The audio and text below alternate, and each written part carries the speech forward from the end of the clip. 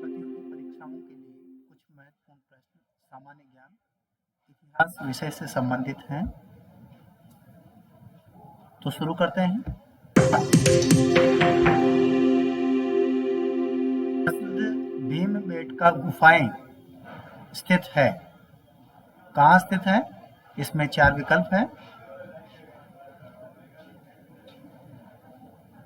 रायसेन में, होशंगाबाद में, धार में या रांची में। 4 विकल्प है और इसमें सही विकल्प है रायसेन में।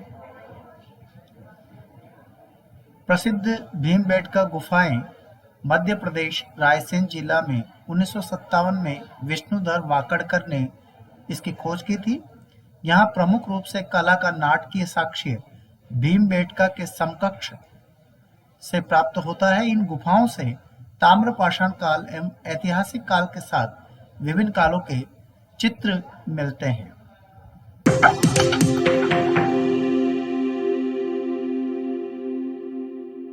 सिंधु सभ्यता के लोगों के लिए एक सींग वाला बैल था। क्या था?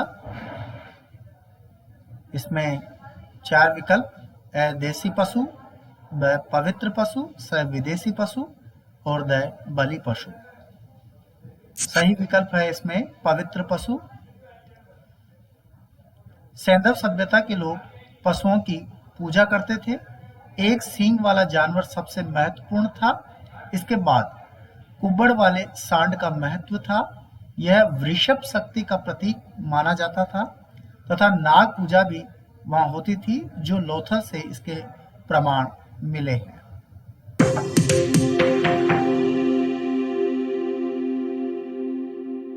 हड़प्पीय स्थल से एक योगी की मूर्ति प्राप्त हुई थी।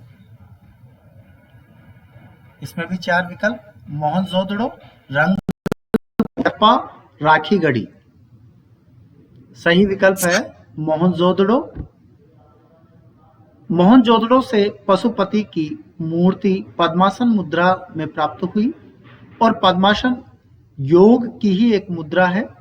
मोहनजोदड़ो से प्राप्त पत्थर की मूर्ति आदि खुली आंखें नासिक के अग्रभाग पर केंद्रित है। इस मुद्रा को सांभवी युद्ध कहते हैं।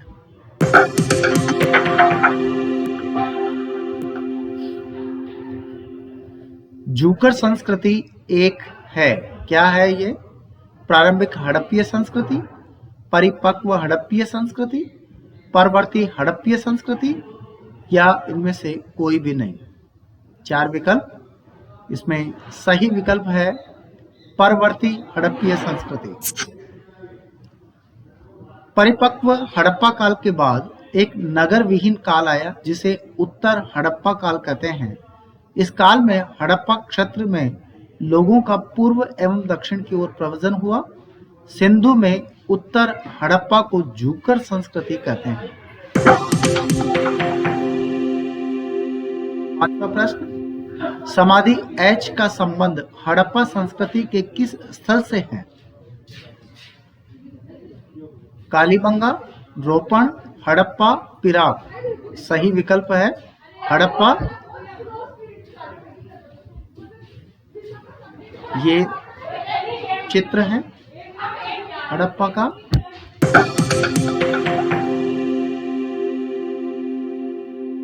आलमगीरपुर किस नदी के किनारे स्थित है? यमुना, रामगंगा, गंगा, हिंडन।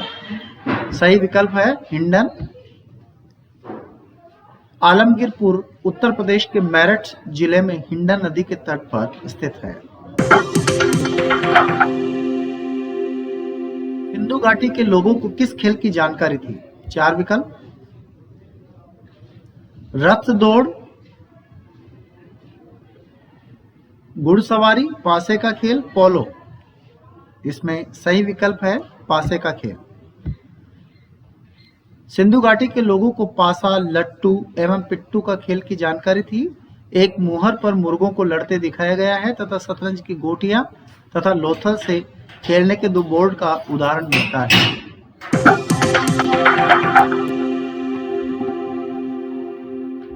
8वां प्रश्न, किस पुरातात्विक स्थल पर अग्नि उपासना का साक्ष्य मिला है? इसमें 4 विकल्प: हस्तिनापुर, आलमगीरपुर, लोथल, कौशाम्बी। सही विकल्प है लोथल। लोथल तथा कालीबंगा के पुरातत्व स्थलों से अग्निकुंड अथवा यज्ञ वेदिका के साक्ष्य मिला, जिससे ज्ञात होता है कि हड़प्पा वासी अग्नि की उपासना करते थे। यह लोथल का स्थल है।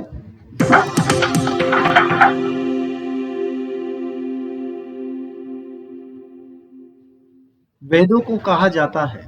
नवा प्रश्न, इसमें 4 विकल्प: स्मृति, वेदांत, श्रुति, वेदांत। सही विकल्प है श्रुति। ऋग्वैदिक काल में ऋग्वेद की रचना आर्यों ने की थी तथा उत्तर वैदिक काल में यजुर्वेद, सामवेद तथा अथर्ववेद की रचना की गई। इन वेदों को श्रुति कहा गया।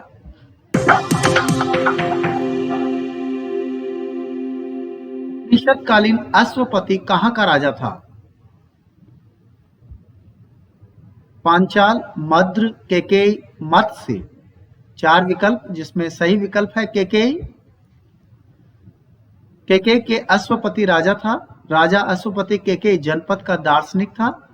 छांदोग्य उपनिषद में उल्लेखित है कि उद्वालक, आरुणी, पंचाग्नि एवं वैखानर शिक्षा प्राप्त करने के लिए केकेयी नरेश अश्वपति के पास गए थे।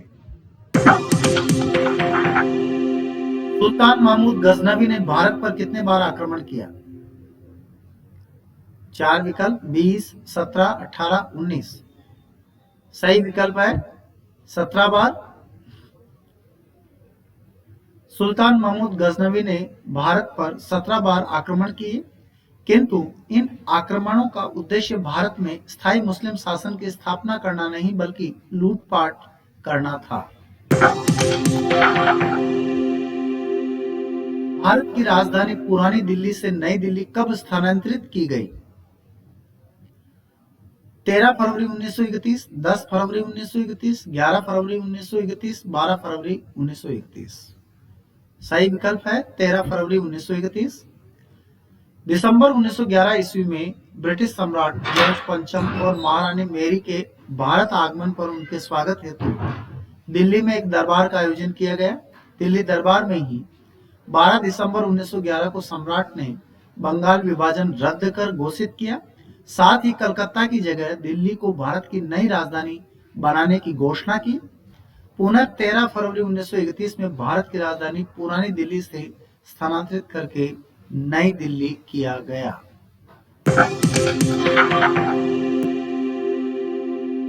हर्ष ने किस विश्वविद्यालय को संरक्षण प्रदान किया? विक्रमशिला, तक्षशिला, नालंदा, मगध। सही विकल्प है नालंदा। नालंदा हर्ष के समय में नालंदा महाविहार महायान संप्रदाय की शिक्षा का केंद्र था। हर्ष के समय नालंदा विश्वविद्यालय अपनी उन्नति की पराकाष्ठा पर था। हर्ष ने 100 ग्रामों की आय इसके खर्च चलाने के लिए प्रदान किया गया तथा यहाँ 100 फीट ऊंचा पीतल का एक विहार बनवाया था।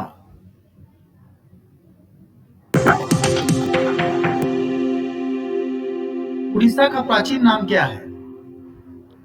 4 विकल्प: उड़िया, उत्कल, पुरी, कटक। उत्कल। उड़ीसा का प्राचीन नाम उत्कल मिलता है। केसरी वंश के राजाओं की 44 पीढ़ियों ने 4वीं सदी ईस्वी से 11वीं सदी तक शासन किया। उड़ीसा का प्राचीन नाम उत्कल।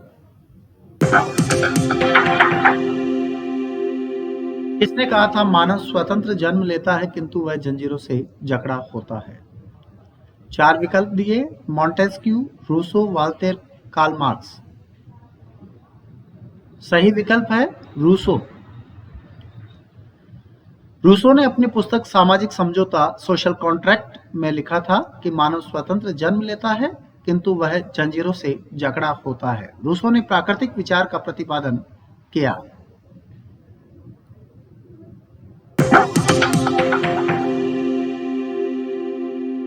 नाजियों द्वारा किस पुस्तक को अपना बाइबिल माना गया था? Mein Kampf, Das Kapital, communist manifesto, war and peace. सही विकल्प है मीन कैंप। यह पुस्तक एडोल्फ हिटलर द्वारा लिखित है। इस पुस्तक में आत्मकथा के साथ साथ उसकी राजनीतिक विचारधारा और जर्मनी के बारे में उसकी योजनाओं का वर्णन है। 1924 में इस पुस्तक को हिटलर के सहायक रुडोल्फ हेंस ने संपादित किया था।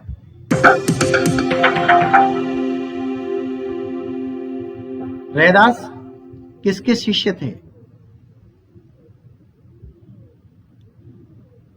चैतन्य महाप्रभु, दादू दयाल, नामदेव, रामानंद। 4 विकल्प, जिसमें सही विकल्प है रामानंद।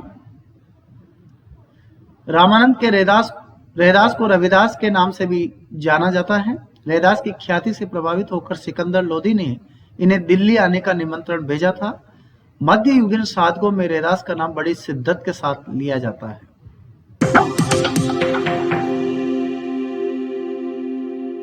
प्रसिद्ध नाटक रंभा मंजरी की रचना निम्न में से किसने की? गोविंद चंद्र, विद्यापति, जयचंद, राजशेखर। सही विकल्प है जयचंद। सुप्रसिद्ध नाटक रंभा मंजरी की रचना जयचंद ने की थी। इसमें जयचंद की पुत्री की दासी एवं पृथ्वीराज चौहान का वर्णन है, जबकि राजशेखर की रचनाएं कर्पूर मंजरी, काव्य मीमांसा, विद्वशाल मंजिका, बाल रामायण तथा बाल भारत है।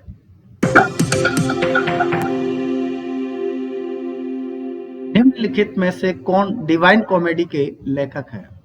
4 विकल्प, बेकादेली, दांते, अरविंद घोष, बसे केचियो। सही विकल्प है दांते। इटली के महान कवि दांते इटालवी कवि थे। उनका सुप्रसिद्ध महाकाव्य डिवाइन कॉमेडी अपने ढंग का अनुपम महाकाव्य है। इसके अतिरिक्त उनका गीति काव्य वीटा न्यूओवा, जिसका अर्थ है नया जीवन, अत्यंत मार्मिक कविताओं का एक संग्रह है। इसलिए डिवाइन कॉमेडी का जो लेखक है वो दांते है।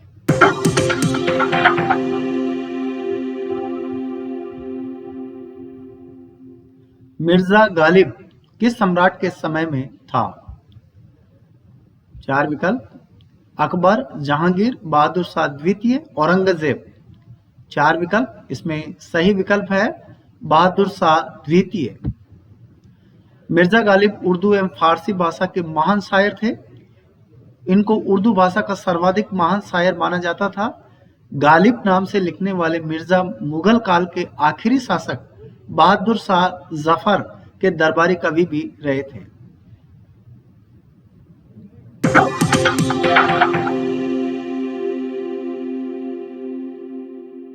राजा राम मोहन राय को राजा की उपाधि किसके द्वारा प्रदान की गई?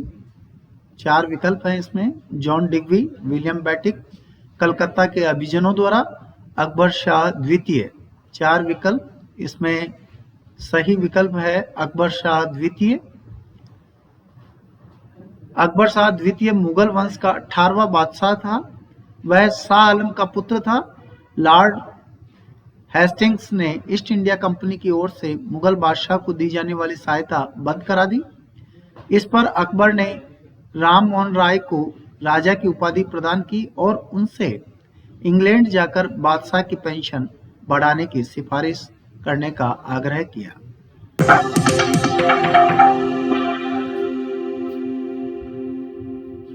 आज तक बस इतना ही। बहुत बहुत धन्यवाद।